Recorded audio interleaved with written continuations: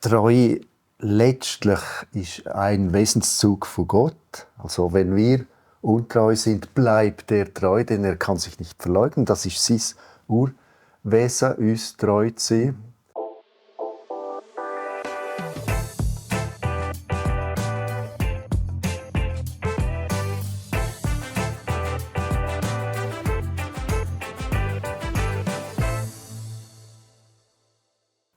Wir alle wünschen uns sicher, Freunde zu haben, ein Umfeld, auch in der Familie, Leute um uns herum zu haben, wo wir sagen können, auf die kann ich mich verlassen. Und das sind Menschen, die, wenn sie sagen, es ist so, dann stehen sie auch zu ihrem Wort.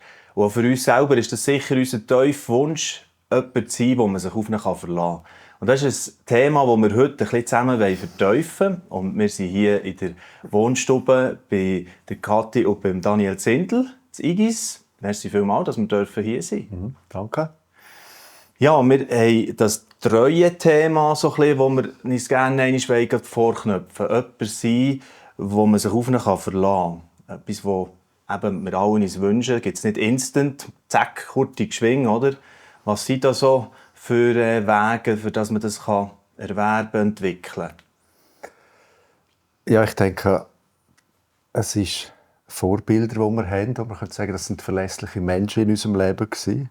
Eltern oder Lehrpersonen.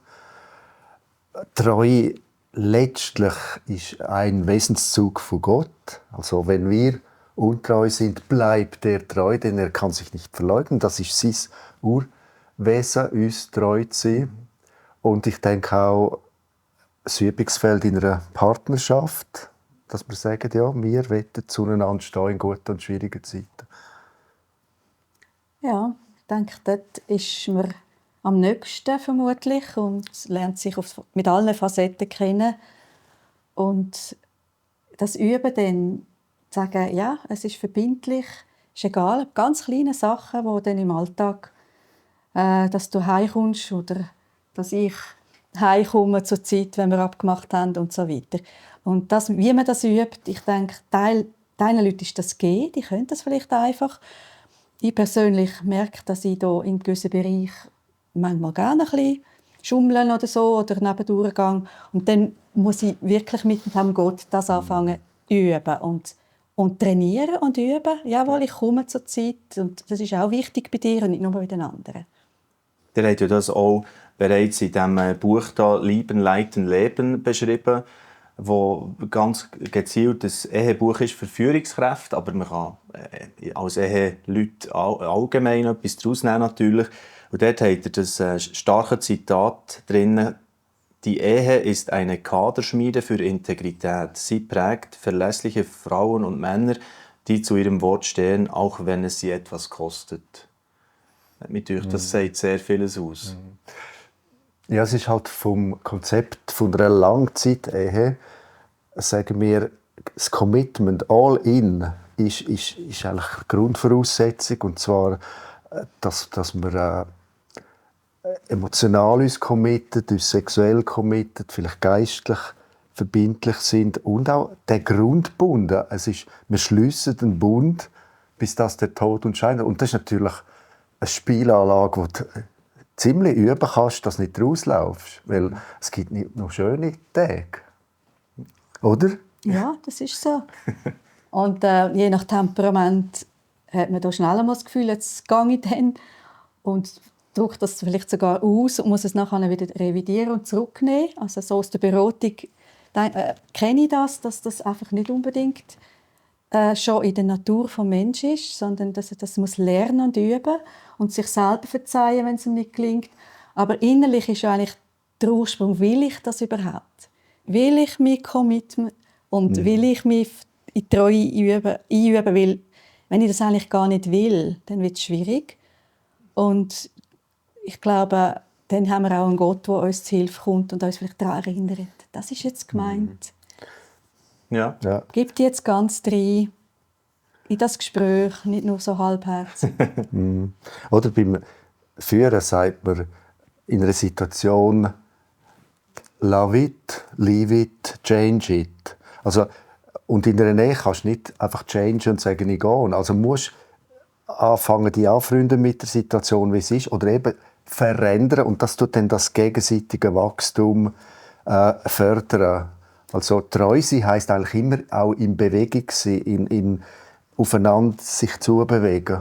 Ja, und es ist eigentlich der Schlüssel zu der Liebesfähigkeit. Also das Vertrauen, der Boden ist dann wie gelegt und das ist eine Form von Liebe. Und ich glaube, Gott ist in seiner Liebe treu, nicht weil er einfach nur will eine Pflicht erfüllen an uns, sondern weil er uns liebt. Und etwas von dem zu entdecken, ich selber, löst dann aus die Freude, auch am Wollen treu sein. Und das üben miteinander und mit Gott und vielleicht manchmal auch mit Hilfe von außen. Es ist noch spannend, dass du vorhin das Wort Langzeit-Ehe gesagt hast. Ich meine, es kann ja gar nicht auf etwas anderes angelegt sein. Leave-it gibt es eben nicht, oder? Eigentlich in einer Ehe, wo man wirklich sich auf diese Art näher committet. Also 40% in unserer Gesellschaft gehen auseinander von allen Ehen. Und auch Menschen, die glauben. Also und auch Glaubende können nicht immer den Bund behalten, ob schon es vielleicht Gott gedacht hat für sie. Aber es ist wirklich eine unglaubliche Chance, wenn wir sagen, und wir lassen uns nicht auseinander dividieren, auch wenn es schwierig ist. Und heute gibt es natürlich viele Konzepte, also, wo man sagt, nein, es ist einmal eine Ehephase oder eine Partnerschaftsphase und wir schauen dann weiter. Und der Gedanke, wir bleiben zusammen und die Schwierigkeiten, die wir haben, die meistern wir mit Gottes Hilfe, löst natürlich unglaubliches Wachstum aus. Vielleicht können wir einmal in eine konkrete Situation hineingehen, wo ihr erlebt habt, jetzt wird das wirklich auf einen Prüfstein gelegt. So. Also bei uns war das ganz am Anfang der Ehe. Also ich habe gedacht, wieso bin ich geheiratet? Also du hast gesagt... Ich habe eigentlich das Gefühl gehabt, also jetzt bin ich genauso allein wie vorher. Ich habe mir ganz anders vorgestellt. Und du hast gesagt, wenn ich gewusst hätte, dass das Ehe wäre, hätte ich nicht geheiratet. Genau. Und dann ist so wie die Frage, was mache ich jetzt mit dem, auch mit dieser Not? Ich möchte mehr Nähe, mehr Intimität, mehr Gespräche, mehr Emotionen. Also Intimität vor allem, emotionale Intimität. Ja, auch sexuelle, aber halt vor allem zuerst einmal emotionale. Und durch das bin ich eigentlich zu Gott gekommen. Also ich habe vorher gar nicht so recht gewusst, wer Gott ist, aber ich habe dann angefangen, ihm das zu klagen. Und der hat das verstanden und hat mich auf den Weg genommen, wo ich gemerkt habe, hey, der versteht mich ja ganz und der liebt mich ganz. Und mein Mann kann mir nicht alles geben, das ist vielleicht das Dessert. Er kann mir nicht die Hauptspeise geben, von meiner Sehnsucht und von meinem Loch, das ich dort noch hatte. Und dann ist da angefangen, eine Liebe wachsen zu Gott und das hat einen Einfluss gehabt. Ich will das nicht missen heute, dass es nicht einfach so war, wie ich es gerne hatte. Eine gewisse Einsamkeitserfahrung, ja. Jawohl, und das hat mich in Neues hineingebracht vom Üben. Auch mit mir selber lernen, etwas zu machen. Und ich bin heute froh um die Erfahrung. Wir haben beide nachher natürlich gelernt, aber es ist jetzt meine Also wir haben schnell professionelle Hilfe gebraucht. Ja, das haben wir gebraucht, ganz früh. Ich habe gelernt, ich war so der stille Denker, du hast das attraktiv gefunden. Und nachher bin ich so ein bisschen der stumme Bock gewesen, oder? Und ich musste lernen, aus mir rauszukommen und reden und auch Gefühle benennen und so weiter. Und das meine ich mit treu sein, sich einzugeben und sich verändern zu lassen am anderen. Ja. Ja, genau. Ja, und da gibt es verschiedene Ebenen drin. Ihr habt jetzt das schon ein bisschen anklingen, oder? Emotional, sexuell, die verschiedenen Dimensionen drin. Und da können wir einerseits noch vielleicht einen Gedanken mehr teilen. Ihr habt, glaube ich, von 4 Stufen sogar, gell? Ja, also eine ist sicher die emotionale. Da bin ich daheim im Herzen und in den Emotionen. Und ich habe am Anfang ein bisschen eingefordert, aber dann das Lernen, dass man sich eingeben kann mit den Gaben, die man hat. Und dass das dann beim anderen auch auslösen kann, mit einer Frage, aber nicht mit einem Druck, dass der andere auch kommen kann. Und anfangen zu merken, aha, ich kann ja auch mal etwas Emotionales erzählen. Und da ist der Schlüssel, damit das vielleicht Männer, die hier eher Mühe haben, lernen, ist, dass nachher eine Frau nicht reinstürzt oder eine Lösung, oder ich habe es doch gesehen, du hast doch gewusst, du musst halt weniger arbeiten, jetzt bist du halt so müde. Und umgekehrt auch ein Mann, der dann der Frau möchte helfen mit Lösungen, das ist dann nicht hilfreich. Es braucht einfach nur jemanden. Und das ist natürlich schön, wenn man das miteinander kann, aushalten, jetzt geht es dem anderen nicht so gut. Und ich bin einfach da und leide vielleicht ein bisschen mit oder bete mal, einfach, dass es nicht einen Druck gibt. Und heute ist emotionale Zuwendung ganz wichtig geworden. Das hat eine Generation vor uns oder noch mehr noch gar nicht so im Blick gehabt. Das hat natürlich zu tun mit unserer Zivilisation, weil wir einfach mehr Grundbedürfnisse schon gestillt haben. Jetzt kommen wir zu diesen exklusiveren Bedürfnissen. Und wir können nicht einfach so tun, wenn man das uns nicht betrifft heute. Also wir haben die Ebene vom Guy Bodenmann, das ist ein Paartherapeut. Das erste ist so das Grundcommitment, einfach du und ich, wir wollen das Wir sein, wir wollen jetzt theologisch gesprochen eine Verbindung, einen Bund schliessen. Das andere wäre das Emotionale. Etwas Drittes ist, dass man sagt, wir wollen uns auch sexuell committen, also das ist nicht optional. Und zugleich ist jedes Commitment immer freiwillig. Ich kann nicht das Messer dir an den Hals setzen und sagen, ich will jetzt Sex, oder du setzt mir das Messer an den Hals, ich will, dass du jetzt von deinen Emotionen redest. Und das ist eigentlich die Kunst, in ein Commitment hineinzukommen, ohne dass es eheliche Pflicht wird. Dann ist so Pflichterfüllung. Dann fängst du an aufrechnen. Du hast mir das gegeben, jetzt gibt dir das, und das hast du mir nicht gegeben, gibt dir das auch nicht. Es ist Freiheit und zugleich eine Verantwortung, ein Commitment zur Treue. Das Letzte wäre dann die letzte Ebene, wenn jemand einen Bezug hat zum Glauben, dass wir auch Glaubensebene miteinander, so wie wir Sex haben, auch im Gespräch vor Gott oder so, dass das auch ein tragender Punkt ist.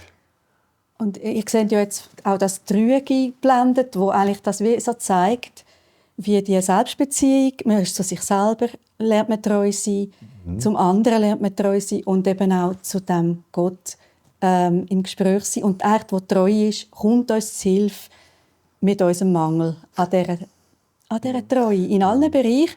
Und manchmal gelingt es nicht. Und ich darf auch Nein sagen und Ja. Also das heisst nicht, dass man immer bereit sein muss für den anderen. Aber das wäre dann wieder ein anderes Thema. Ja, aber ich finde es noch wichtig, was du gesagt hast. Wir haben nicht Treue einfach als Ressource in uns, sondern wir müssen auch immer wieder sagen, schenk du mir, dass ich die Treue leben kann. Ich möchte am liebsten rauslaufen.